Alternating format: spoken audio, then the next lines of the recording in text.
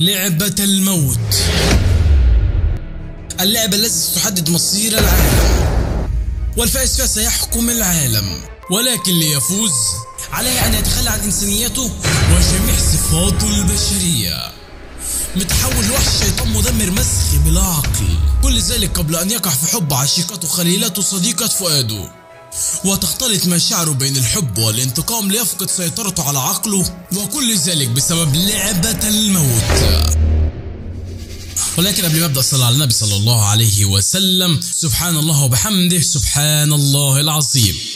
ده هو أمدو، شاب في المدرسة الإعدادية، شخص انطوائي جدا ما بيحبش يقعد مع التانيين تماما، حتى لما أصدقائه بيقولوا تعال العب معانا بيطنشهم وبياخد بعضه ويمشي، وهو مروح كده بيحب يدون المذكرات بتاعته وهو ماشي، وبعد كده بيروح للبيت وبيقول أنا عندي أصدقاء، ولكن كل دوت في خيال أنا بس. وفعلا أصدقائي بيغمض عينه وبيروح لشخص اسمه زيوس، وبيقول له أنت جيت، أنا كنت لسه بعدل في حاجة كده، وبيقول له العالم محتاج لي الإثارة، ولكن برضه أنا ما أقدرش أعمل حرب علشان بس أستمتع بس، وأنت عارف برضه إن اللعبة بتاعتنا أفضل من كده بكتير. ودوت يا صديقي ملك الفضاء والزمان واسمه هو زيوس. وبيكونوا يا صديقي مستغربين ان امدو بيحب يكتب مذكراته جدا كده، وهو بيقول لهم انا بستمتع لما بكتب الحاجات ديت في مذكرتي. وبعد كده بيرجع للعالم الواقعي بتاعه بيقول انا نفسي اغير حاجه كده، فزيوس بيقول له تمام يا معلم، انا هديك المذكره المستقبل. وفعلا يا صديقي بيديله المستقبل في تليفونه، ولكن يا صديقي امدو ما بيكونش فارقه معاه اصلا، وبيقول كل دوت عادي، كلكم اصلا من مخيلتي، وبينام. وفي الوقت ده في بنت بتجري وبتستخبى، ولكن في عيون بتظهر جنبها وبتقتلها. والصبح بقى بنشوف امدو وهو ماسك المذكره بتاعته، وبتجيله رساله وبتقول له وانت بتاكل هتشوف على التلفزيون جريمه قتل واقعه جنبكم. ولكن يا صديقي هنا الصدمه، بيبص على التلفزيون والجريمه اللي هو تنبأ بيها حصلت فعلا، وامدو يا صديقي في اللحظه دي حرفيا متسمر مكانه، مش فاهم ده حصل ازاي، وبيقول يا عم دي اكيد صدفه مش حاجه حقيقيه يعني، حتى الامتحان المفاجئ عرف عنه وعرف الاجابات بتاعته، يعني يا بختك يا معلم. وفعلا بيروح لزيوس وبيفهم منه كل ده حصل ازاي، وان هو شخص خيالي هو اللي اخترعه، فازاي ياثر على العالم الواقعي. زيوس بيقول له انا حاكم الزمان، يلا انت فاكر ان انا صعب عليا ان انا ادخل مخيله طفل زيك ولا ايه؟ امنوا انا هديك المستقبل زي ما قلت لك، بس خليك عارف لو المذكره حصلت لا اي حاجه انت كمان هتتضرر، يعني من الاخر انت والمذكره واحد. المذكره اتدمرت، امدو مات، وده معناه حرفيا ان امدو لازم يحافظ على المذكره زي حياته. وبعدها امدو بيقول ان انا هتقبل الموضوع وكلنا كده كده هنموت، وانا هستغل المذكره دي افضل استغلال. وفعلا يا صديقي درجات المدرسه بتاعته عليت جدا، وده اللي بيخلي اغلبيه الطلاب يغيروا منه وان هم يتجنبوه، بس بطلنا كده كده مش فارقه معاه عشان هو كده كده انطوائي. وفي مجموعه من الطلاب اللي جابوا اخرهم من امدو قرروا ان هم يستنوه في الطريق اللي هو بيعدي منه كل يوم، وامدو ما بيعديش، وبالفعل ده بسبب المذكره. امدو اصلا كان عارف ان هم هيجوا عشان كده اتجنبهم، وحرفيا بطلنا بيكون هيتجنن من الفرحه، وبيقول بالمذكره دي انا حرفيا هقدر احكم العالم. حتى في الاختبارات بقى جبار يا صديقي، دحيح الدفعه مش عارف يحل يا صديقي، وامدو ولا على باله، بيبص له وبيقول في نفسه تعالى اوريك يا صديقي تحل ازاي، يعني كميه الغش.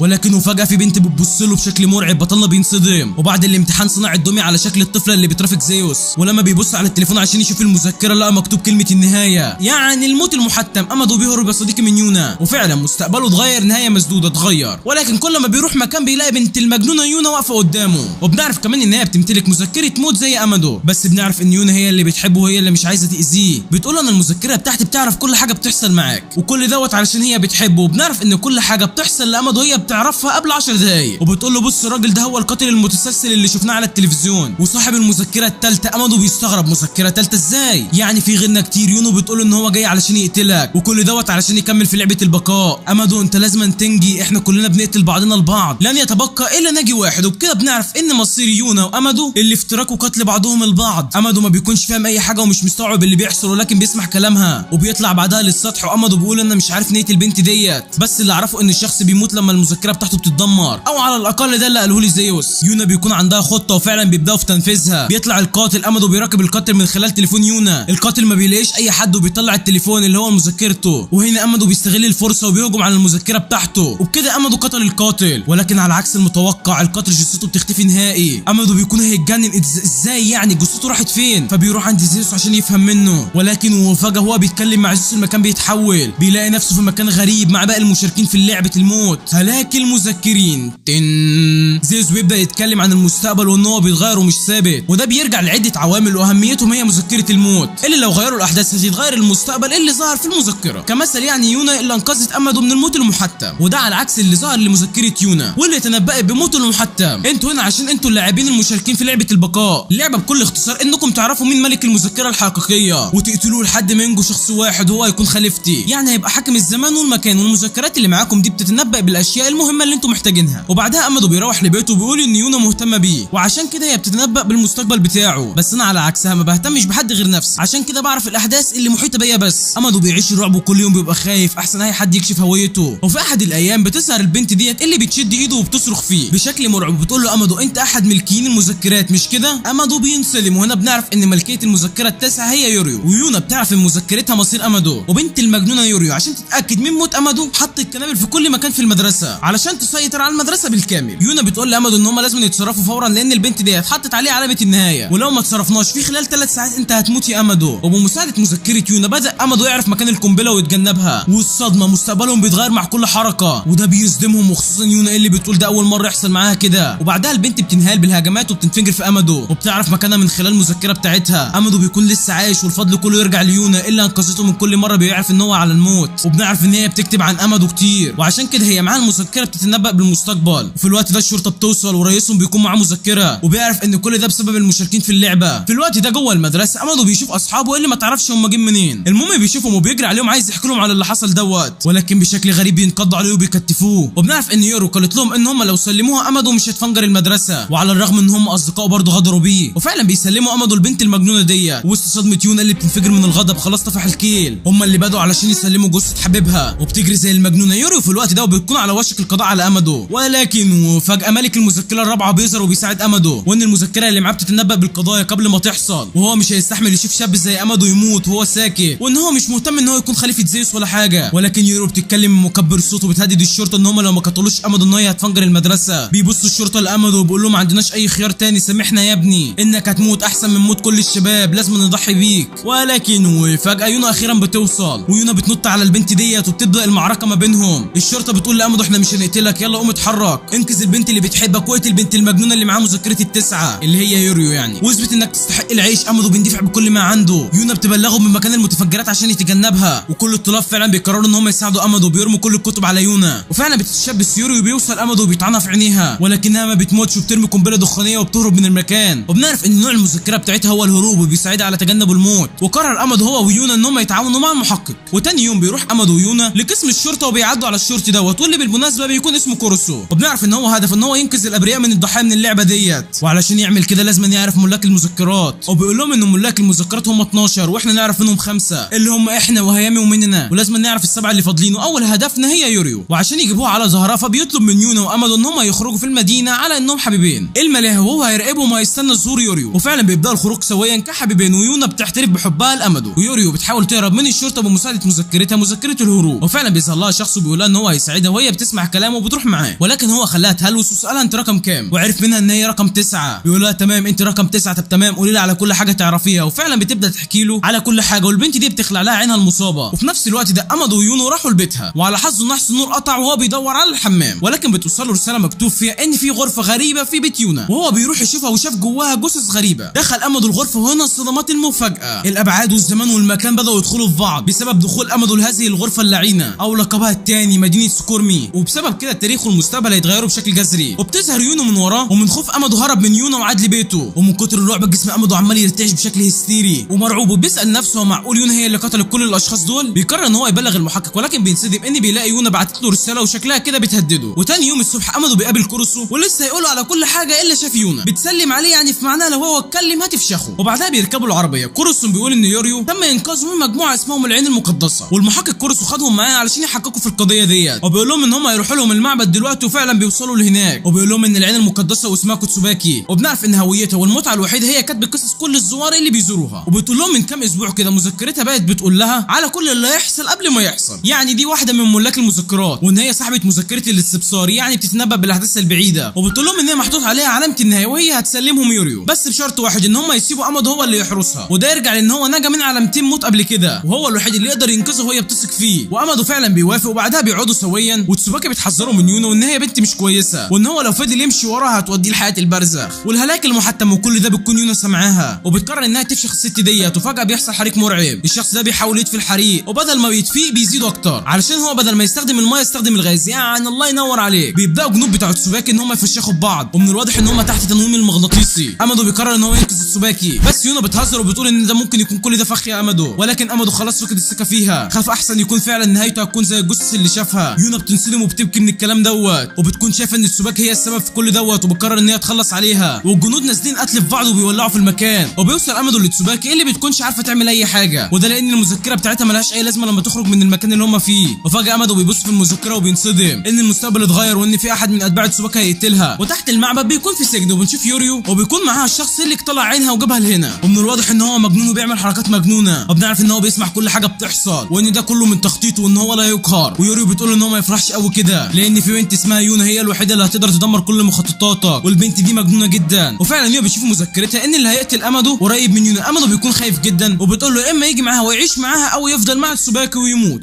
امادو بيختار ان هو يمشي مع يونا، بس خد تسوباكي برده معاه. وفي الوقت ده اتباع تسوباكي بيكونوا عادوا لطبيعتهم، وفي الوقت ده بتيجي مكالمه لامادو بيكون كورسو، وبيقول له ان هو عند يوريو وصاحب المذكره اللي اتنشر في طريقه ليكم، وان هو اعمى بس سمعه خارج للطبيعه. وخد بالك عشان هو معاه كنابل ومعاه يوريو، وفعلا بيظهر على السطح، بس الغريب ان هو بيظهر ب5 نسخ، وهو واحد فيهم علشان محدش يتعرف عليه. وبيقول له امادو لو انت مش عايز تموت اهرب، ومفيش اي حاجه ما بيني وما بينك، وانا مش عايز اقتلك عشان تضحيتك على الفاضي. وبيقول له انا كمان محطوط عليا علامه الموت المحتوم، وجه هنا علشان يقتل تسوباكي. امادو بيبص في المذكره بتاعته وبيشوف المستقبل عشان يعرف مين فيهم الحقيقي، ولكنه ما بيعرفش. ويونا بتشغل دماغها وبتقول الحقيقي هو الكفيف، وبترمي عليهم حجاره وكلهم بيبصوا في اتجاه الخطا الا شخص واحد، وبكده عرفت مين هو الشخص الحقيقي وخلصت عليه. وفجاه تسوباكي بتؤمر اتباعها ان هم يقفلوا المعبد كله من الداخل والخارج، وبتقول لامادو انتوا لازم تموتوا هنا، وعلى فكره انا لا كهنه ولا اي حاجه، كل الحكايه ان اهلي هم اللي قالوا للناس كده وفهموهم، ومن ساعتها انا بقى ليا اتباع، وانا جبتكم هنا من خلال الطعم رقم 9 يوريو. بس فجاه لكت علامه الموت المحتم بسبب رقم 12 اللي انت قتلته، وبكده علامه الموت المحتم هتختفي، ولكن على عكس المتوقع بتكون زي ما هي. تسوباكي ما بتكونش فاهمه ازاي، وبتكون مصدومه وبتكون متشتته، بتستغل التشتت ده يونو وبتهجم عليها وبتقطع لها ايديها. وهربت امادو هرب، لكن يونا وندم جدا على عدم ثقته في يونا، ومن الواضح فعلا ان هي بتحبه، اكبر دليل ان هي ضحت بنفسها علشانه. ووقعت في ايد تسوباكي اللي بتقول لامادو من ميكروفونات المعبد اللي هو ما جاش هنا هتخلص على يونا. امادو ما بيستحملش اللي حصل دوت، وفعلا بيظهر وبيهجم عليها وتشتت انتباههم كل ده ببالونه يا صديقي، ورماها في الهواء. بيستغل الفرصه دي وبيرمي ابر على مذكره تسوباكي، وفعلا اختفت تسوباكي وهرب يونا وامادو من المعبد. في نفس الوقت ده كورسو حرر يوريو وقال لها ان هي تخليها وتتواصل معاه، وراحت يوريو على العياده علشان تركب عدسات اصطناعيه، وشافت الاطفال اللي كانوا في المعبد. وتاني يوم امادو بيقابل امه اللي رجعت من السفر وما رضاش يقول لها على اي حاجه، وبيرجع للبيت وبيلاقي يونا اللي بيحاول يخفيها عن امه باي طريقه، لكنها بتصر ان هي تشوف امه. وفي الاخر بيقعدوا كلهم على نفس الطاوله، وبنعرف من امه ان في واحد من زمايلها اتوفى من حادثه المعبد، يعني على الام ان هي تحترف ان ده كله بسبب الاثنين اللي قدامها. المهم بنعرف ان هي هتحتني بطفل اللي يوريو شافته في العياده من 3 ايام، وهو الولد الجميل ده واللي بالمناسبه بيكون اسمه ريسكو، ومع ان هو فارق ابوه الا الضحكه ما بيتفرقش وشه. وفعلا بيقعدوا مع بعض، واحتمال كبير اللي قتلت ابوه هي يونا اللي بيتزحلق عليها بالغلط وهو ماسك مقص، ولكن لحسن الحظ يونا بتكون ماسكه مخده اللي بتحميها من السكينه. وبنروح للحمام، وهناك بنعرف ان الطفل ده احد الملاك المذكرات، وهدفه هو قتل يونا، ومذكرته بيكون اسمها بعد النظر، وبيكون على وشك كتب التلوين. ومشكله مذكرته ان هي بتتنبأ ب3 احداث بس في اليوم. وبيروح للمطبخ وبيحط سم في الطماطم، وبيكون مستني ان هم ياكلوا السلطه ويموتوا ويكون هو انتهم لاهله، ولكن يونا بتشك ان الطماطم تقيله بالنسبه لحجمها وما بترضاش تاكل، وبتمنع امادو ان هو ياكل هو كمان، وبيقرر ان هو يقتلها بالكهرباء وهي بتستحمى. امادو زي العبيط مش فاهم هي ليه خدت الاكل من قدامه، وبينصدم اكتر لما بيلاقي المستقبل اتغير في مذكرته. وبعدها بنشوف ديكون وهو ماشي، وبتجيله يونا وبتقول له ما تزعلش مني انا اسفه، فبيضحك وبيقول لها عادي ولا يهمك، مع ان انا كان نفسي تاكله منها. وهي بتقول له قريب قوي الشرطه هتلاقي اللي قتل ابوك وامك، وبتسيبه وبتمشي. وبعد الكلمتين دول يا صديقي الواد خلاص اتجن جنونه، وبشكل شيطاني بيقول ان هو بيتوعد بفشخ يونا تحديدا، وقرر المره دي ان هو هيكهربها. وفعلا في الحمام بيلاقي يونا بتستحمى وهو ماسك في ايديه ماسك كهرباء وخلاص هيحطها على البانيو. وعلى الناحيه الثانيه مذكره امادو بتعرف ان يونا على وشك الموت وهو هيتجنن مش عارف ازاي. بيبص حواليه وبيقول مفيش غير خيار واحد، ما بيكملش كلامه وبينتقل بينا المشهد للطفل اللي خلاص سلك الكهرباء اللي معاه لمس البانيو اللي فيه يونا، ولكن وفجاه النور بيقطع. ايوه يا صديقي امادو انقذ يونا لاول مره في الانمي. المهم بعدها يونا بتقول لامادو ان هم يتغدوا بيه قبل ما يتعشى بيهم، ولكن هو بيرفض وبيقول لها كل اللي احنا هنعمله اللي احنا ناخد منه المذكره. هنا بيدخل عليهم دي وبيقول لهم انتوا مش هتلاقوها بعقولكم الصغيره ديت، انا مخبيها في قاع الجحيم مستحيل انكم تلاقوها. وفعلا بيفضلوا يبحثوا ولكن بدون اي فايده. امادو بيبص على يونا ما بيلاقيهاش وهي بتحاول تخلص على دي. وتاني يوم بيوصل لدي طرد، يونا بتصرخ في امادو وبتقول له دي اكيد المذكره بتاعته، فبيندفع امادو بكل ما عنده على المذكره وفعلا بياخدها، ولكن ده فخ من ريسك يا صديقي، وطلع سم انتشر في البيت كله. وفعلا امادو بمجرد استنشق السم وقع على الارض. يونا خدته على الحمام لان المكان ده لسه ما وصلوش السم، وهي كمان بتكتم نفسها. وعلى الناحيه الثانيه ريسك الطفل بيقول لي يونا اطلعي لي انا عايز اقتلك، بس امادو كده كده ميت، وبيفضل يخبط على الباب وبعدها بيعرض عليها عرض بيقول لها ايه رايك نلعب لعبه، لو مسكتيني ده طبعا مستحيل هديك الترياق يا امد واسمعي كلامي. ويونا ما بتكدبش خرج، وفعلا بتخرج لسببين، الاول انها تقتل ريسكي، والتاني انها تلاقي الترياق لامدو، وفعلا بتفضل تدور عليه في كل مكان وبتلاقيه مستخبي في الكنبه وبتروح علشان تخلص عليه، ولكن بتنصدم ان هو فخ منه وبيكسر اللمبه عليها وبيكهربها وخلاص هيخلص عليها، ولكن على اخر لحظه امدو بينقذها من الموت المحتم. ويونا بتستغل امدو وبتخلص على ريسكي، وريسكي بيديها الترياق وبعدها بيقول لها احنا في لعبه البقاء وهيجي يوم هتضطر فيه انك تواجهي امدو، وواحد بس منكم اللي هيفضل عايش، واتمنى انك انت اللي تفضلي عايشه. وبعدها بيختفي يا صديقي، وبعدها بتيجي مني ودي اللي اسمها يوريو، بس للسهوله بقول لها يوريو. المهم بتنقذه وبعدها بتيجي الاسعاف وبتاخد يونا وامدو للمستشفى. وتاني يوم بنشوف زيوس وهو بيعد المتسابقين بعد موت ريسكو اللي بيطلعوا 8 مشتركين، والملك رقم 10 بيطلب من زيوس ان هو ينقل المذكره لشخص تاني، بس زيوس بيقول له ما ينفعش شخص يدخل اللعبه ويخرج منها، ان دخول الحمام مش زي خروجه، فبيقرر الملك اللي هو ما يداش لحد تاني يوم. وتاني يوم بنشوف امدو وهو بيفكر في اللي حصل وان هو كان هيتورط مع الشرطه لولا تدخل كورسو، وفجاه بنشوف بنت المجنونه يونا وهي بتتجسس عليه، وهي بنت العبيطه بتقول ايه الطعام والجمال دوت، ده انت موز يلا يا امدو كن. وهو بيشعر بالخوف والرعب من بنت المجنونه ديت، وهو ماشي بيشوف شخص بيتحكى له بشكل غريب وممكن يكون واحد من ملاك المذكرات. امدو ويونا بيكونوا انتقلوا لمدرسه جديده ولكن كل واحد في فصل لوحده، وامدو بيلاقي واحد من المتنمرين في المدرسه بتاعته القديمه معاه وبيبدا يتنمر على امدو بيقول له يرحم ابوك، هو انا سيبك في المدرسه القديمه تجيلي هنا يرحم امك. وابن البرد ده بيكمل كلامه وبيفضح امدو وبيتكلم بصوت عالي وبيقول له تكون عايز تبدا من جديد بعد ما تسببت في موت الطلاب في المدرسه القديمه، امدو انت هتفضل منبوذ وهتفضل على كده. يا ابن اسكت، امدو لسه قاتل 2 ومشارك في قتل واحد تاني، يعني لو مسكك هيطلع عين امك. ولكن وفجاه في بنت بتدخل وبتضرب المتنمر ده، وبنعرف بالمناسبه ان البنت دي بيكون اسمها هينتا، وبتعرف هينتا على نفسها على امدو، وبتيجي بنت كمان واسمها مو بتتعرف على امدو، وبعدها بيدخل الاستاذ وبيحذر التلاميذ ان في قاتل متسلسل في المنطقه، وهينتا بتقول لامدو ان القاتل ده مش عادي، ده بياكل الضحايا بعد ما بيخلص عليهم، لدرجه ان اهل الضحايا ما بيتعرفوش على الجثث بتاعتهم. وهنا بتدخل ماي وبتقول له ممكن يكون عندي بعض المعلومات، وهو ممكن يكون اكسي. بيستغرب امدو وبيقول لها مين الواد دوت، هنا انت بتقول له بص على الكرسي اللي جنبك، الكرسي دوت لطالب اسمه اكسي، ولكن في الفتره الاخيره بطل يجي المدرسه وعاش دور ان هو محقق. وبعد ما بيخلصوا المدرسه كلهم بيروحوا للامكنه اللي اتقتل فيها الضحايا، وفعلا بيروحوا هناك وبيقعدوا شويه، وبعدها بيطلعوا على الحديقه، وهناك هنا بتسيبهم وبتجري، وفجاه مستقبل مذكره امدو بتتغير، وبيعرف ان هنا هتموت وان في واحد من ملاك المذكرات في الحديقه، وبيطلع يجري كمحاوله لانقاذ هنا، ولكن كانت فات الاوان، البنت ماتت بسبب دخولها المكان الكلاب المفترسه. وفجاه جه شخص اسمه اكسي وبيقول لي امدو انا زميلك في المدرسه ومحقق كمان، يلا نهرب من هنا. وفعلا بيروحوا يستخبوا في المدرسه، وفي المدرسه اكسي بيسال امدو انت ايه علاقتك باخر كام قضيه في البلده؟ انا بتعب قوي، قضيه القتل بتبقى موجوده في المكان الحادثه. يونا بتحاول تتوه وبتقول اكيد اللي عمل كده في هنا واحد من الموجودين هنا، وكلهم شكوا في بعض. وفجاه امدو بيمسك التليفون بتاعه وبيبص على المذكره وبيوجههم كلهم علشان يتجنبوا الكلاب المفترسه دول، وفعلا بيتجنبوا، ومع مرور الوقت الكلاب بتزهق وبتسيبهم وبتمشي. امدو في الوقت ده بيصرح للموجودين ان هو معاه مذكره المستقبل وبيحكي لهم على كل حاجه، ولكن وفجاه هنا بتظهر وبتكتفه، وبنعرف ان هي زيفت موتها وانها ما كانتش عايزه مذكره امدو، وانما هي اكسي لانه كان دايما بيراقب ابوها، وهي البنت صاحب مذكره ال10 اللي طلبت من زيوس انها تغير صاحبه المذكره، وبيستهزئوا بسذاجه امدو، وان اكسي طلعت عشان هو كان متشابه بامدو. وبكده عرفنا مين اللي كان بيبص على امدو هو في طريق المدرسه، وان ابوه هو اللي كان مربي الكلاب دول وبيشوف من خلالها، ومذكرتها اسمها مذكره التربيه وانها هي معاها دلوقتي. وبالنسبه للجثه بتاعتها فاكس هو اللي مزيفها. اكسي بعدها بيرمي قطعه نقديه وبيقول لهم خلينا نلعب لعبه النقد، انا هرمي قطعه النقديه ديت ولو كسبت هسيبك تمشي انت وامدو وهديك مذكرتي كمان، اما لو خسرت هتسيبي امدو وهتديني مذكرتك. وبداوا اللعبه، وبكل اختصار اللعبه بتتكلم انك تعرف القطعه المعدنيه في انهي ايد، واكس هو اللي كسب، وفعلا هنا هتسيب امدو ولسه هيبدا الرهان على مذكره امدو، الا ان يونا بتشك في اكسي وانه مش معاه مذكره اصلا لانه مفيش اي صوت حواليه، وبتهجم عليه وبتبص في تليفونه ما بيكونش فيه حاجه، وقالت لهم ان اكس ما بيكونش معاه اي مذكره، وقالت له انت مين؟ انت خطر على امدو، يعني خطر على حبيبي، واي حد خطر على امدو انا هقتله، ولسه هتطعنه الا ان هو بعيد عنها، وبيقول لها انا مش معاه مذكره وكنت كمان بخمن قطع النقديه، وبيقول لي هنا يلا نكمل، ايه يا ابن البرود دوت اللي انت فيه؟ في رهان على مذكره الواد دوت. امدو بيقول له يا ابني انت مجنون، انت عايز تتحدى احد ملاك المذكرات؟ في تنبؤ المستقبل؟ ايه ازاي يعني؟ ولكن هو بيقول له المستقبل ما حدش بيحدده غيره، فهنا انت بتوافق وبتكون واثقه المره دي ان هي هتفوز، وخصوصا وعلى عكس اكس هي معاها مذكره وبتقرر ان هي تستعملها، لكن ده ما بيديش لاي حد فرصه، وبيجاوب على طول بيقول اليمين. البنت مصدومه مش فاهمه ازاي يعني يمين ازاي يعني، وملامح الصدمه على وجوههم، وبيقول لامادو انا خسرت ولسه الا يونا بتديله ببطنه بيغمى عليه، وبعدها بيلعبوا وبيكسبوا، وبعد كده بيفهمها ان هو قال ليه كده لامادو لان المذكره بتاعته بتبني على حسب تفكير الشخصيه اللي قدامه هيتصرف ازاي، وبعدها بيقول لها انا اللي كسبت وانت اللي خسرت، هات المذكره بتاعتك، ولكن مو هنا بيكونوا عايزين يدمروه، فهنا تأمرت الكلاب ان هم يهجموا عليهم، فامادو ويونا رجعوا تاني علشان يوقفوهم، وكوسكي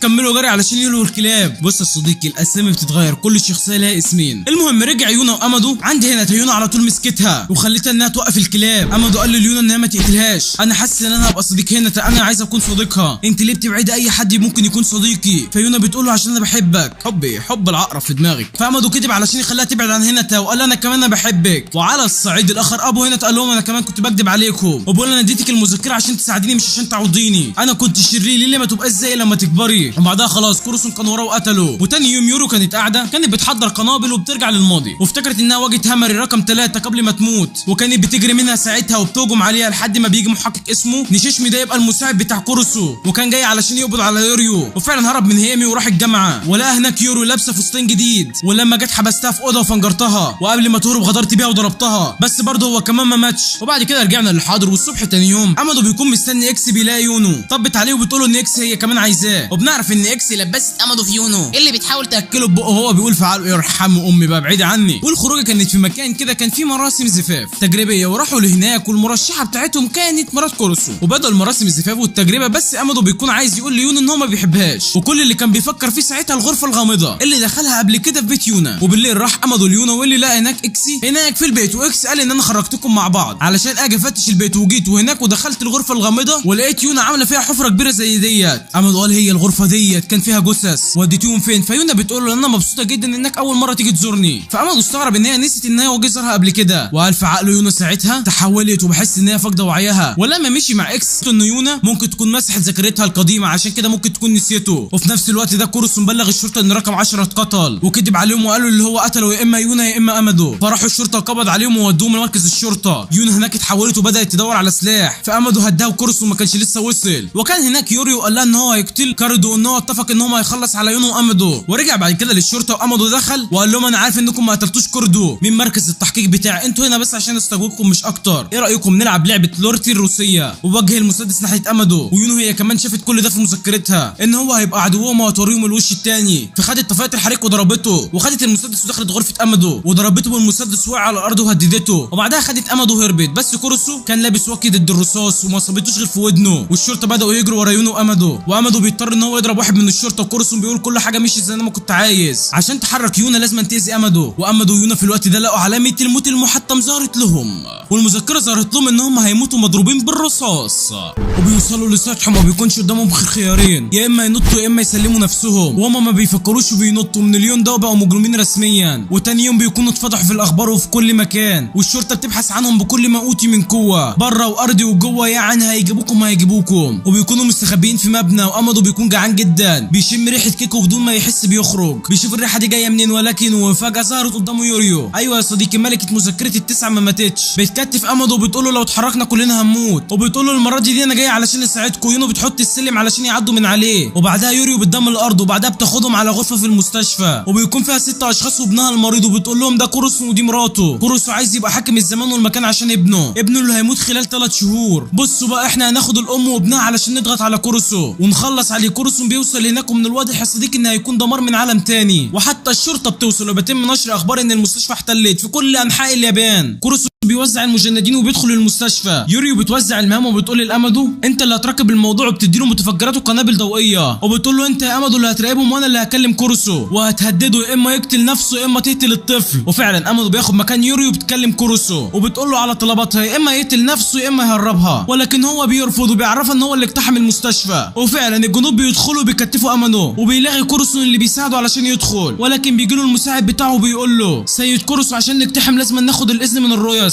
ولكن كوروسو بيبص له نظره مرعبه، وبعدها بيقول له ارجع لمكانك، وبيطلع على المكان اللي فيه امادو ويونو. بتوصل هناك وبتخلص على الاول في الثاني، وبتتبدل النيران ضد كوروسو اللي بيجري باقصى سرعته، وفعلا بيوصل، ولكن بعدها الجنود بتموت، ولكنه بيمسك امادو وبيهدد يونو لو اتحركت هيقتل امادو، ولكن هي كمان بتهدده وبتقول له ان هي معاها قنبله ولو اتحرك حركه واحده هتفجر المستشفى باللي فيها، وبعدها هيموت ابنه اللي بيعمل كل ده علشان فعلا يخليه يعيش. وفعلا بيسمع الاوامر وبيسيب امادو اللي بيسال نفسه ليه يونو على طول واقفه معاه مش عارف ليه، وبتقول له امادو هو حياتي وما اعرفش اعيش من غيره، فلو هو مات انا هموت عشانه. وهو مظلوم مش عارف يقول ايه، ولكن هي بتنفذ كلامها وبتجري على كورسو وبتمسكه وبتفجر القنبله اللي كانت معاه علشان امادو، اللي شكله هو كمان وصل للحقيقه بعد الصراع الفكري اللي كان فيه، وبيقول ما تموتيش، انا عايز اعيش معاك يا يونو، عايز اشوف النجوم معاك يا يونو، لا ما تموتيش. الحب من اجل التضحيه. ولكن هنا بنكتشف ان القنبله اللي معاها زي اللي كانت مع امادو، قنبله ضوئيه. يعني بص كل الدراما دي مالهاش اي لازمه. يونو بتنصاب هي وامادو، اما الكورسون ولا بيتنزل له اي حاجه، بيقوم بينزل فشخ في امادو بالبنيات وبيرميه، بس بيقع قدام امادو مسدس بيفكر يستخدمه، ولكن كورسو بيقول له اياك وبيكون ماسك يونو. امادو بيمسك مذكره المستقبل بتاعته وبيبص فيها وبينصدم. ايوه يا صديقي لو اطلق هيسيب يونو مش كورسو، وشكله كده دخل في صدمه عصبيه ومش عارف يتخذ القرار الصحيح. يونو بتقول لامادو اقتلني ما يهمكش، انا هعمل كل حاجه علشانك، الموت علشانك سعاده بالنسبه لي، الايام اللي فاتت والمسرح الجواز اللي احنا عملناه دي افضل لحظات حياتي بالنسبه لي. وبترمي الصوره اللي اتصوروا فيها لما كانوا عاملين حفل الزفاف المزيف اللي كان من تدبير اكسي. امادو بيسالها ليه كل دوت، يونو انت عنيده قوي، كل ده علشان سنه كامله بتلاحقيني وبتمشي ورايا في كل مكان، وهي بتعيط وبتقول له خلص عليا يا امادو، انا مش عايز اكون نقطه ضعفك. يونو بتستسلم للموت، بس امادو بيصرخ فيها بيقول لها انت استسلمت لكن انا هساعدك وهعوضك عن كل حاجه. يونو انا بحبك، وبيضرب الطلقه وبتيجي في كورسو اللي بيجن. يونو بيقول ازاي انا اللي المفروض اكون حاكم الزمان والمكان، مش هخسر قدام اطفال زيكم. بس بيجي المساعد بتاعه واللي بنعرف ان يورو كانت بتسجل مكالمته، وبتقول له انت دلوقتي كورسو بس من غير محقق، انت دلوقتي مجرم. ولكن هو ما بيهموش وبيسال الشرطه على حال مراته وابنه، وبيقولوا ان هو انقذهم. كورسو بيدمر المذكره بايده وبيعتذر لامادو وبيقول له حافظ على حياتك ما تموتش، انت اللي هزمتني، وبيختفي يا صديقي. وبعدها السعاده بتعم في كل المكان. وتاني يوم بنعرف ان يونو وامادو خرجوا من كل ده من غير ما يتاذوا، ومن الواضح ان كورسو كان متوقع ده ممكن يحصل، وعشان كده ساب ادله براءتهم في درج المكتب بتاعه. وبعدها خرج يونو وامادو عشان ياكلوا. هم في محطه القطار يونو حددت تليفون امادو وشافت الرساله اللي بعتها له اكسي، اللي بيقول له فيها ابعد عن البنت يونو، دي بنت خطيره وخليك عارف ان الشرطه بتراقبها. فيونو بتمسح الرساله وبتركب القطر مع امادو وتشينجي، وده اسم المساعد بتاع كورسو. لا كورسو سايب له كل حاجه متعلقه بالمذكره، فشينجي خد المذكره وراح لاكسي عشان يشوفوا هيعملوا ايه، وقال لازم نلاقي يونو وامادو ويوري ونرجعهم لهنا. ويونو خطيره جدا وخصوصا على امادو، وفي سواق حافله شافهم وهم دلوقتي في مدينه قريبه من هنا، واكسي راح جاب صحابه علشان يدوروا على امادو. وفعلا دخلوا المكان وبداوا يبحثوا في كل حته، ولكن بدون اي فايده. لا وكمان بيلاقوا فخاخ في المكان. اكسي بيقول ده اكيد من يونو، اكيد هي عارفه ان احنا هندور عليه علشان كده حطت فخاخ في كل مكان. وشويه وجات رساله لهنا توفيها امادو بيطلب المساعده، وده لانه مخطوف من يونو. هنا بتنفجر وبتجري عليه علشان تروح لهناك. واكسي بيقول ده فخ من يونو. امادو لما بيعمل اي حاجه بتتسجل في مذكره يونا، مستحيل يكون هو اللي بعت الرساله دي لهنتا من غير ما يونا تعرف. اللي بعت الرساله دي هي يونا علشان تستدرجنا لهنا، يلا نلحق بهنتا. وفعلا راحوا لهناك ودخلوا الغرفه اللي موجود فيها امادو، بس ده ما كانش امادو، دي طلعت دميه هي اللي حطها يونا، والباب اتقفل عليهم. الغرفه كان فيها نبيب غاز، فاكس قال دي فخ من يونا علشان تقتلنا. وفعلا يونا كانت رابطه امادو وهنتا وكانت بتتحكم في كل حاجه، لان الفندق ده كان بتاع ابوها قبل ما يموت. وزيوس ومورو لسه بيتابعوا احداث اللعبه، وبدا يتحكم في اجزاء من الاحداث. ومورو قالت ان هي متوقعه ان يونا هي اللي هتكسب في الاخر اللعبه، فزيوس بيقول لها لا انا متوقع ان امادو هو اللي هيكسب. واكس بدا يكلم يونا من خلال الميكروفون، وقال انا رحت الغرفه الغامضه اللي كانت في بيتك ولقيت فيها حفره كبيره اللي انت عاملاها، ولقيت فيها 3 جثث، منهم جثتين بتاعت ابوك وامك، الجثه الثالثه مش عارف دي بتاعت مين. فيونو ما بتردش عليه ونشط الغاز في كل الغرفه اللي هم كانوا فيها. وكوساكا طلع موبايله وبدا يكتب وصيته قبل ما يموت، بس وفجاه موبايله اتحول لمذكره مستقبل، وما كانش عارف ده حصل ازاي. وكان مكتوب عليها المذكره بدات تتنبأ بالاشياء الناجحه لكوسكو. وشاف المذكره اللي هو واقف على كتف اكس هيخرج من هنا وهيروح عند يونا، وفعلا واقف على كتف اكسي ولقى فتحه وخرج من الغرفه. ويونا لقت المستقبل بتاعها اتغير في المذكره بتاعتها، وكوساكا دخل عليها من فتحه غرفتها، بس يونا ما بتكونش فاكراه. ويونا قالت له خد مفتاح الغرفه وافتح لاصحابك. فكوساكا فتح لاكسي ومات، بس لما لف يونا ضربته بالسهم في رجله وقالت له هتلاقي مفتاح في الارض، روح فك امادو وتعالى لي عشان كده هقتلك بعديه. وفجاه امادو جه من وراها وضربها وقال لها انا هنا، انت ليه رميتي المفتاح اللي بيحررني وانت مشيتي، بس انا حررت نفسي. وامادو بعد كده خد هنا وخرج. يونو قالت لي انت سبتني، انا عملت كل حاجه علشان احميك، هلاقي المذكره الثانيه. فامادو سابها ومشي. وهو راجع لبيته لقى 3 في العربيه، 2 منهم بيبصوا له بصه غريبه. ولما روح كان مستغرب ازاي كوساكا بقى معاه مذكره موت زيهم. فزيوس بعت له رساله قال له المذكره اللي مع اوساكا مش انا اللي صنعتها، الملك الثامن هو اللي صنعها. وفعلا الملكه الثامنه كان اسمها كامادو، تقدر تصنع مذكرات البدايه ما كانتش زي الحقيقيه اللي بيصنعها زيوس. وبعد كده امادو راح المدرسه. تاني يوم قال لاصحابه ان الثامن بيقدر يصنع مذكرات البدايه زي بتاعتهم، وده لان المذكره بتاعته عباره عن خدام وبتقدر تصنع المذكرات بس بتتنبأ بحاجات. المذكرات البدائيه مش زي الحقيقيه اللي معانا، واصحابها ما بيشاركوش في لعبه البقاء زينا. وكمان لما المذكره بتاعتهم بتتدمر ما بيموتوش، وده لانها مش مصنوع من زيوس. الملكه الثامنه صنعت 3 مذكرات بدائيه غير بتاع كوساكا، وامرت اصحاب المذكرات ديت ان هم يقتلوه بعد 3 ايام. والمشكله ان مش معاه يونو تحميني. فاكس قال له ما تقلقش يا عم احنا هنحميك. وبعد 3 ايام اصحاب امادو خدوه لبيت كوساكا وانت هتبقى هنا لمده 3 ايام عقبال لما اصحاب المذكره البدائيه يجوا يهجموا عليك. وما تخافش احنا هنحميك. واول لما يدخلوا بيت كوساكا هنستخدم الرمود وهنقطع بيه الشبكه من برج الشبكه دوت، وده عشان ما يوصلهمش تنبؤات للمذكرات بتاعتهم البدائيه من الاصول الاصليه، وكده هنقدر نمسكهم. وفعلا بداوا ينفذوا الخطه، ولكن اول لما بيوصلوا النور بيقطع والكل كان متوقع ان اللي عمل كده هي يونا، لان هي اللي بتتنبأ بمستقبل امادو. وفعلا يونا بتيجي وبتقول لامادو اصبر شويه انا هخلصك منهم في اسرع وقت، ولكن اكس بينادي عليها وبيقول لها اطلعي امادو مش قادر يقعد من غيرك، وهي لما بتصدق وبتطلع. وبعدها بيروح اكسي للشبكه علشان يقطعها، ولكن بيظهر قدامهم شخصين ودول اصحاب المذكرات البدائيه، وبيهجم على واحد في وشه وبيطيروا حرفيا وبيفضل يتنطط زي بروسلي. فريقنا ما بيلاقيش اي حل غير ان هم يهربوا، والشخصين دول هم مالي ومارو. وبنعرف ان مذكره مال هي مذكره الغزال، وانا مش عارف ايه هو ايه المميز فيها. فامادو البنت دي بتعجب بيها كمان. المهم الاثنين دول اصابوا هنا توماي وكملوا جري ورا امادو ويونو، ولكن اكس وصل للبرج وقطع الاتصال على الاثنين دول اللي بيكونوا مصدومين جدا. ولكن سرعان ما بنعرف ان ده كله تمثيل وهم معاهم مذكرات اصليه اصلا، وبيبداوا بالهجوم على امادو. ولكن يونا بتحمي بكل ما عندها وبتفرح لما بيشكرها وبتستمر في الدفاع عنه، وهي بتقول لامادو اشكرني. امادو بيشكرها وشكلها كده يا صديقي اتجننت حرفيا. ماي بتقول للمره انا سكاكيني خلصت، وهو بينصدم بيقول لها ازاي يعني سكاكيني خلصت، وبيقرروا ان هم يهربوا. وفعلا بيهربوا. بعدها المبنى بيولع وامادو بيجري ورا يونا وبيقول لها كل اللي انا عملته اللي انا بحبك. ولكن وفجاه بيظهر الاثنين دول التاني وبيبداوا في القتال. يونا بتتصدى للسكاكين البنت ديت وبتكون خلاص هتخلص عليها، ولكن بيظهر مارو من وسط الضباب دوت وبيتلقى السكاكين من يونا، ويونا بتقع على الارض مهزومه. مارو بيمسك امادو وبيقول له انت ايه ازاي تسيب حبيبتك تموت بالسهوله ديت، انت راجل بجد؟ الراجل الحقيقه هيرمي بنفسه في الجحيم علشان ينجب حبيبته. امادو بيبكي وبيقول علشان انا ضعيف انا مغلوب على امري. وبعد كده خد المذكره بتاعته ورماه، وتاني يوم كانوا في المستشفى. اكسي وكيسي هم اللي جابوهم، ويونا بتكون مغمى عليها. بتظهر يوري وبتقول له ساعدك يا ضعيف، انا هنا علشان ادربك وخليك راجل. امادو انا هنا علشان اخليك الاقوى.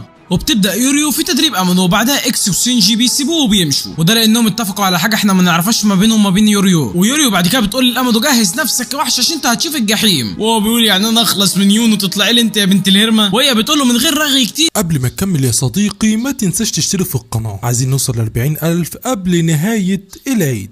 مش هتتخيل المجهود الجبار اللي حطيناه عشان نطلع لك تجميعه واحنا في ايام العيد. فيا صديقي قدرنا بعد اذنك وانا بتكلم الكبير قبل الصغير تشترك في القناه، يعني لما الفيديو يوصل 50-60 الف ويشترك 5-6 آلاف والله بتبسطونا جدا، لان من اهم الحاجات عندنا هي المتابعين، ده شيء بيفرق معانا جدا.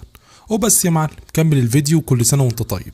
يلا يا باشا كمل تمرينك. ولكن فجأة بيوصل ابو امادو وبيشوف يوريو قاعد على ظهر ابنه. طبيعي زي اي اب هيغضب ويقول ايه العبط اللي احنا ايه انتوا بتعملوا ايه، لكن ابن العبيط ده بيغير من ابنه وبيقول للمني نرجع انت وتعالي اركب على ظهرنا، يعني كمية الفساد. وبعدها بنعرف ان ابو امادو وام امادو منفصلين عن بعض، وده شيء مزعله جدا. ابو امادو بيقول له انا هتمرن معاك ولو هزمتني انا هحقق لك اي امنيه، بس عشان ابقى عارف بس ايه هي الامنيه ديت. امادو بيبص في الارض وبيقول له امنيتي هي انك ترجع لامي مره ثانيه. ابوه بيقول له تمام يا معلم اهزمني انت بس وانا هعمل لك اللي انت عايزه. وبنروح لهلاك المذكرات ومي بتسال مارو من البنت ديت اللي قابلتها مين، بيقول لها مين دي يا بنت المتخلفه انا ما قابلتش حد ولا شفته. بتقول له يا كذاب كل حاجه مكتوبه اصلا في مذكرتي. بتلف وشها وهي بتعيط بتقول له يا مارو انت زهقت مني بسرعه ليه كده، احنا وعدنا بعض ان احنا نعيش ونموت سويه صح ولا انت كده بتخني. وبعد كده بنروح ليوريو اللي بتبدا في تدريب في امادو. اول تدريب بيكون تمرين العقله، اول لما امادو بيعمل واحده خلاص فيص. وتاني تدريب هو قياس قوه القبضه. ابوه بيقول له خليك عارف انا وانا كنت في سنك كانوا مسميني ابو القبضه الفولاذيه، ده طبعا حاجه معروفه الابهات بتعمل حاجات احنا عمرنا ما سمعنا عنها. بس بيخسروا في التمرين اللي بعده برضه بيخسر، ويونو بتكون بتراقبهم من بره. وبعدها ابوه بيساله هو انت فعلا عايز نرجع لامك، هو انت عارف اصلا احنا اتطلقنا ازاي، انا كان عليا دين كبير جدا وده سبب طلاقنا. وبيبداوا السباق وابو امادو بيسبقوا، ويوريو بتسال امادو انت ليه سريع الاستسلام، انت ليه بتستسلم بسرعه قوي، مش كأن جسمك هو اللي ضعيف، لا دي شخصيتك هي اللي يأس بسرعه، مشاعرك حاول تحولها لطاقه وما تيأس بسرعه، استخدم كل جروحك علشان تفوز. وبعدها كده بتسيبه وبتمشي. وبعد ما بيخلصوا تمرين ابوه بيسيب له رساله لانه لازم يمشي وبيتمنى له الحظ السعيد. وبعد كده بينتقل بين الاحداث لشينجي ويوريو بتقول لشينجي ان صاحب المذكره 7 عن قصد ما دمرش مذكره امادو، وده علشان توصلوا له اخباره عن كل حاجه بتحصل له هنا. وكويس يا يوريو انك ضحكت على امادو على اساس ان احنا عندنا خطه احتياطيه، وبكده هم يفتكروا ان احنا فعلا عندنا خطه وده هيربكم جدا. ويونو لسه مستمره في مراقبه امادو ولكنها بتشوف ابو امادو وهو منطلق باقصى سرعه في عربيته، وفعلا بيروح على غرفه امادو في المستشفى وبيبحث عن حاجه كده بكل ما عنده علشان يلاقيها. وبيوصل له مكالمه كده من شخص من الواضح واضح ان هو من هلاك المذكرات. ويونو بتكون سامعه كل حاجه وبتروح تقول لامادو، لكنه ما بيكونش مصدقه، وبتكون يونو عايزه تسم ابوه. ولكن يونو بيوصل لها اتصال من مارو اللي بيقول لها لو لمست ابو امادو مذكرتك هتندمر، ما تنسيش مذكره امادو برضه اللي هي اللي معايا، وهاتي ابو امادو معاكي. امادو بيكون خايف جدا على ابوه، لكن في الاسانسير ابو امادو بيقول له ما تخافش عليا، انت عارف اصلا كانوا في المدرسه كانوا بيسموني بلو كلينزر، الفاسيه الطياره، العسى والخفا، علشان لما ابحث عن اي حاجه لازم الاقيها ومحدش يشوفني. وبيبص له بصه كده بيقول له يا اخي احتق امي بقى يا اخي كفايه كدب. وفعلا بيروحوا هناك ومارو بيقول له انا هدمر مذكرتكم، بس لو هزمتني انا مش هدمرها. وسط القتال امادو بينصدم، وفعلا كلام يونو كان صح لان ابوه راح عشان يدمر مذكرته. بعدها ابوه بيقول له ما تزعلش انا هشتري لك غيرها لما اسدد ديوني. امادو بيقول له ابويا انت ما تعرفش لو المذكره بتاعتي اتدمرت انا هموت انا كمان. بيقول له امادو ما تموتش، دي اصلا مذكره مزيفه، ماركو هي اللي عملتها وهاجمت يونو على ماي وخدت منها المذكره الحقيقيه. ابو امادو بيقول له دي المذكره بتاعتك ادمرها لك. امادو بيكون مصدوم وما بيكونش عارف يقول اي حاجه، ولكن المبنى بيبدا ينفجر وامادو بيقع، ولكن يونو بتنقذه على اخر لحظه. وبنرجع فلاش باك كده لطفوله ماي وازاي قابلت مارو وانهم كانوا زي بعض ايتام في وسط هذا العالم القاسي. وبتمر الايام وبتكون ماي بتتابع مارو في كل مكان، اللي بتلحقه في كل مكان لحد ما بقوا اصحاب، ولكن علاقتهم ما كانتش عاجباه شويه فبيفضلوا زملاء مع بعض. وفعلا بنروح لمخزن هناك في مجموعه من الشباب بيحاولوا ان هم يتحرشوا بيها، ولكن لحسن الحظ كانت بتكلم مارو الاول لما بيسمع صوتها بيروح لهناك، ولكن ما بيعملش اي حاجه، بالعكس ده بيترن عليه تموت وبييأس من الحياه، بيقول انا ماليش لازمه انا لازم اموت. ولكن ما بتقول له ما تسيبنيش انا ماليش غيرك، انا وانت شبه بعض مالناش غير بعض. فبياخدها في حضنه وبيوعدها ان هو هيفضلوا مع بعض وهيحميها لحد ما يموت. وبعدها بينتهي الفلاش باك وبنروح للمحقق في شينجي اللي بيجي له واحد وبيعرف ان برج ساكورا هيتدمر النهارده، وان امادو ساب ملاحظه ان هو هيروح لهناك، فبيستنتج سكورمي ان اكيد سبب الانفجار ده حد من مستعملين المذكرات. وبنرجع لامادو ويونو اللي بتطلب منه ان هو يشاركها في الخطه ديت، ومارو وماي بيكونوا معاهم مظلتين عشان يهربوا من البرج دوت بعد ما يخلصوا على امادو ويونو. واول لما بيوصلوا السطح بيلاقوا يونو معاها سكاكين واقفه لهم في وشهم، وده اللي بيخلي مارو يتعصب جدا، بيسال هو فين امادو، بيسمع صوته من الميكروفون البرج، بيقرر ان هو يروح له عشان يعاتبه ازاي البنت هي اللي اتقتل وانت لا. والله يا مارو انت معاك حق. المهم مارو هو بيجري بتلحق بيونو وبتحاول تطعنه، ولكن ده برضه بيمسك السكينه وبيديها بالرجل بيوقعها، ومن قوه الضربه ما بتقدرش تتحرك. مذكره مارو بتعرف ان مكان امادو فين، فبيسيب يونو اللي ماي بتقول لها انا رايحه للمخزن، وماي بتقول ليونو انت فاكره نفسك مين علشان تفتكري نفسك افضل مننا احنا الاثنين هنقدر نفوز. يونو بتضحك عليها وبنعرف ان دي خطه من يونو انها بطريقه ما ضحكت على مذكره مارو، وامادو كان مستخبي ورا العمود وبيهجم على ماي، ولكن ضربته ما بتجيش فيها، بس يونو بتصيبها اصابه شديده. امادو بيعاتبها لان ابوه جه وخد الشنطه منه من قدامه وبينط من المبنى اللي على وشك السقوط، والشنطه اللي معاه بتطلع باراشوت، ولما بينزل بيلاقي ام امادو اللي بتساله هو فين ابنها، بيحاول يعمل عبيط بس هي بتقول انا عارفه كل حاجه من المحقق فين ابني، ولكن بيقرر ان هو يطعنه. ولكن بتنتقل بين الاحداث للبرج وتحديدا ماركو اللي بيحاول بكل جهد ان هو يطلع حبيبته ماي من تحت الانقاض، وفعلا بيقدر يرفع عنها الحجاره، ولكن بيشوف ان جروحها بالغه جدا وان هي على وشك الموت، ولكن هو وعدها ان هو يحميها وحتى لو ده كلفه حياته. يونو امادو بيشوفوهم فبيقرروا ان هم يساعدوهم، وفعلا بيطلعوهم. امادو مصدوم من مارو اللي بيقول له خد حبيبتك وامشي من هنا وتاكد انك تكسب في لعبه البقاء، وبياخد ماي في حضنه وبيقول لها احنا هنعيش مع بعض وهنموت مع بعض، وبينهار المبنى عليهم. يونو وامادو في الوقت ده بيوصلوا للارض، امادو بيبص في المذكره بتاعته وهنا بينصعق بيعرف ان امه ماتت، وبعدها بنعرف ليه يونو عملت كده في اهلها وانهم كانوا بيعذبوها وبيحبسوها في قفص، وهي كانت عايزه تخليهم تحسوا بالمعاناه اللي هي بتحس بيها، بس بلغت شويه بسيطه صغيرين جدا كده. بسبب البساطه البالغه دي امها وابوه ماتوا، يعني الله ينور عليكي. بعدها امادو بيروح لزيوس وبيطلب منه ان هو يعيد امه للحياه، ولكن زيوس بيقول انا ما اقدرش اصلا، انا على وشك الموت، ولما بقاش حد يحكم مكاني الزمان والمكان وكل حاجه وحتى العالمين هيموتوا. والبنت دي بتبص لامادو وبتقول له في حل واحد هو انك تفوز في لعبه البقاء. بيرجع امادو للعالم الواقعي وبيقابل ابوه بيكون شاكك فيه جدا وان هو اللي قتل امه، وفعلا بيمشي وراه وبيطلع وراه وبياخد منه الشنطه وبيقول له انا هلاقي الدليل على انك انت اللي قتلت امي. وبنصدم لما بيفتح الشنطه بيلاقي فيها معدات علشان يروح السوق زي ما طلب منه امادو، وبيشوف النجوم. ابوه بيقول له انا كنت ناوي اصلا ان انا ارد امك وهسد الدنيا اللي عليا ونرجع عيله زي تاني. امادو انا ماليش غيرك سامحني، وفعلا امادو بيسامحه وبياخدوا بعضهم وبيمشوا، ولكن فجاه بيظهر شخص معاه مذكره، ومذكره امادو بتحذره، ولكن كان فات الاوان. ابو امادو بيطعن بالسكينه، ولكن امادو ما بيكونش شايف اللي طعنه وبيبقى في حاله صدمه كبيره جدا، وبيفتكر الكلام الطفله اللي كانت مع زيوس لما قالت له لو عايز ترجع امك للحق عايزك تتحكم في كل حاجه لازم تكسب لعبه البقاء يا امادو. وفجاه بيظهر الراجل ده اللي خلص على ابوه عايز يخلص على امادو هو كمان، بس امادو بيسحب السكينه اللي طعن بيها ابوه وبيخلص على الراجل دوت، المذكره بتاعته بتحذره من شخص تاني، وفعلا بيتهاجم عليه ولكن هو بيتجنب الهجوم وبيتهاجم عليه تالت، وبيتصدى للطرقه الرابعه بمسك الجثه، والوحيد اللي فضل عايش بيكون مصدوم من امادو لانه بشكل كده صادم ذبحه يا صديقي. وبنعرف اللي عملت كده هي يونو بتروح لامادو وبتاخده في حضنها وهو بيقول لها انا هقتل كل اصحاب المذكرات، انا محروم عن بكره ابيهم، انا لازم ارجع ابويا وامي للحياه. يونو بتبص له وبتضحك وبتساله يعني انت هتقتلني انا كمان؟ تمام انا موافقه على اي حاجه علشانك امادو، انت كل حاجه بالنسبه لي. بيمسك السكينه وخلاص هيخلص عليها ولكن ما بيقدرش برضه، وبيفضل يصرخ وبيكون زعلان جدا، وزيوس كل ده وكان بيتابع الاحداث وهو بيموت. وتاني يوم جميع الملاك المذكرات وامادو بيقول لهم ايه رايكم نلعب على المكشوف؟ احنا كده عارفين هويه بعضنا، هويتي انا ويونو ويوريو، اللي فاضل مفيش غيرك انت يا ابن العمده، واسمك هو جين بس، وعايز تسرق مذكره كامادو. مذكره كامادو ديت هي اللي بتصنع المذكرات البدائيه. زيوس بعد كده بيقول لهم انتوا كده عرفتوا كلكم بعضكم البعض. ويوريو بعد الاجتماع بتبلغ شينجي، بس شينجي بيقول لها ان هو المسؤول دلوقتي عن حمايتها. يوريو بتقول له طب انت عملت ايه في جثث اللي كانوا في بيت يونو؟ فبيقول لها احنا عرفنا الحقيقه، جثث مين ديت؟ بتاع بابا وماما بس مش الحقيقيين، لكن الثالثه لغايه دلوقتي ما نعرفش بتاعت مين. وفي نفس الوقت ده امادو بيطلب من كامادو ان هم يتحالفوا سويا علشان يقضوا على العمده ومعاهم يونو برضه. والخطه كالتالي، امادو هو اللي هيراقب الطريق عشان مذكرته العشوائيه، واخد غاز مسيل للدموع وده الاشاره عشان كله يهجم، وكامادو هتقف قدام وش العمده وهترجع برفقه شينجي. امادو بيستعمل سائل الدموع عليهم وبتبدا المعركه. وبعد كده نزلوا من العربيه، بس العمده استخدم جهاز كهرومغناطيسي علشان يشوش المذكرات البدائيه. بس فجاه امادو بدا يقتل مجموعه من الايتام. المساعدين بتاعه كامادو كانوا مستغربين، فامادو بيقول لها احنا خدعناكم واحنا عملنا كل دوت علشان نقتلكم، وجت يونو قتلتهم. فكامادو على طول هربت بسرعه وركبت العربيه مع العمده، ويونو وامادو خدوا العربيه وطلعوا وراهم وضربوا الرصاص. بس العمده كان بيبص في مذكرته اللي اسمها مذكره المراقبه، وكان بيعرف مكان الرصاص وبيخلي شينجي يتفاداها. فامادو خبط العربيتين في بعض ووقعوا من فوق كوبري، ويونو راحت علشان تقتلهم. بس جه اكسي وقال لهم احنا عرفنا الجثه الثالثه دي اللي كانت في بيت يونو بتاعت مين. الجثه الثالثه بتاعت يونو جيسي، دي منتحله شخصيتها، ابعد عنها يا امادو. امادو ما كانش عايز يصدق اللي بيقوله ده، وبيقول اللي قدامي دي هي يونو. وكلهم مشيوا. بالليل شينجي بيبعت ليوريو موقع العمده علشان تقتله، وفعلا راحت لهناك ولقت المساعدين بتاعه، وكان في برج اسمه برج الساحه. والعمده قال لي كامادو احنا هنوصل المذكره بتاعتك بالكمبيوتر الكبير دوت، واللي انا عملته واللي اسمه هو هالون. الكمبيوتر ده كل الموبايلات سكان المدينه متواصلين بيه، فعشان كده هتوصل المذكره بتاعتك بيه، وهنخلي كل سكان المدينه معاهم مذكرات بدائيه، وده هيخليني اقدر اراقب كل سكان المدينه من خلال مذكرتك البدائيه ديت. ويوريو رمت عليهم قنبله، بس العمده مسكها وحدف عليها تاني. ايه الجحود ده شكلنا وصلنا للمعلم الكبير يا صديقي. ايوه هو العمده، انا بشجع الراجل ده يا جدعان. المهم ده عرف ان هو هيتحدف عليه من المذكره بتاعته، وهربت يوريو من الحراس العمده. ونشينجي بعدها عرض عليها ان هو يتجوزها. فيوريو قالت له دلوقتي انا اهم حاجه بالنسبه لي ان افجر الكمبيوتر اللي العمده هيوصل بيه المذكره الثامنه، لان بكده كل المدينه هيكون معاها مذكرات. فنشينجي قال لها انا كمان هساعدك. فرجعت يوريو تاني عند العمده، في حراس العمده مسكوها. فنشينجي جه عندها وخد منها قنبله ودخل عند العمده ورمى القنبله على الكمبيوتر، بس الكمبيوتر ما اتدمرش. وخطه العمده اكتملت يا صديقي، ومعظم سكان المدينه بقى معاهم موبايلات متحوله لمذكرات بدائيه. ونشينجي ومينا ما كانوش مصدقين اللي بيحصل دوت. ويوريو ونشينجي بعد كده مشيوا وقابلوا بعد كده كوسكا وماي وهيناتا. وماي وهيناتا قالوا لهم احنا كمان بقى معانا مذكرات بدائيه زي بتاعتكم، دلوقتي بنتنبأ بالحاجات زيكم. وجت تتنبأ لكوسكا ان العمده ومساعدته بكره هيكونوا في مجموعه البرج الساحه. فتاني يوم كلهم جهزوا علشان يروحوا ليوريو، ويوريو راحت لزيوس عشان تفهم مذكره العمده دي ايه. بس المفاجاه ان هي حست زيوس بيضربها، وقالت ان ده اكيد وهم. فقال لها المذكره بتاعت العمده اسمها المراقبه، بتسمح ليه ان هو يشوف مذكرات الملاك الثمانيه، وده لانه صنع جزء من المذكره معايا. طب ازاي يا معلم زيوس؟ اكيد في سر ورا الشيء دوت. بعدها يوريو رجعت للواقع، وبعدها راحت لبرج الساحه، وكان بيكتب في المذكره بتاعتها تنبؤات غلط بايديها علشان تدل العمده لما يبص في مذكرته. ولما قربوا يوصلوا انفجرت قنبله، ويوريو ايديها اتقطعت، والحراس ضربوا نشينجي ومسكوا كوسكا وماي وهيناتا. وامادو كان في البرج وجه ضرب الحراس. هو ما انقذش نشينجي عشان كان عارف من مذكرته ان هو هيموت، ونشينجي مات بعدها. ويوريو ما كانتش مصدقه ان امادو عمل كده، بس راحت مع امادو وقال لها ما تخافيش. ويونو قالت لها بعد كده اني بعد ما اقتلكم كلكم هبقى حاكم الزمان والفضاء، مكان زيوس هقدر ارجعكم تاني للحياه. انا ويونو عملنا خطه علشان نقضي على العمده وجينا هنا. وفي اللحظه دي حرفيا يونو عماله تقتل في الحراس بالسيف، واحد يمين وشمال. وامادو بيقول لها اعملي صوت في الطبق ال25، فبتقول له تمام. وبعد كده بنروح لبرج الكوتا وبنشوف العمده هناك، وبيقول لي السنه تسبب فوضى في كل مكان، وحتى الاعلام عرفت ان المجرمين بيستخدموا البشر كدرع لهم. وفي الوقت ده امادو بيقول لي ليونو روح حرر لي كوسكا والباقي، فهي بتقول له تمام. وامادو بيقول لي يوريو انا هصبح حاكم الزمان والمكان، وهي يا صديقي بتستغرب من النظره على وشه ديت. ويوريو بعد كده بتقول لي شينجي انا مش هتوقف عن كوني ارهابيه دلوقتي. وبينما امادو ويوريو ماشيين، فهي بتقول له ايها الاول اظن انك ما نسيتش اللي حصل في عيني دوت، وانت ازاي خليتني شينجي ما يموت؟ انا هخليك تعيش لفتره اطول عشان تقتل ال11، ولكن لو افسدت الامر انت هتكون في عداد الموتى. وفي الوقت ده بنروح لاصحاب امادو اللي بيتوسلوا على الحراس ان هم يسيبوهم ان هم اطفال يعني، ولكن وفجاه يونو بتوصل حرفيا وبتدبح فيهم، وكده قدرت ان هي تنقذهم يا صديقي.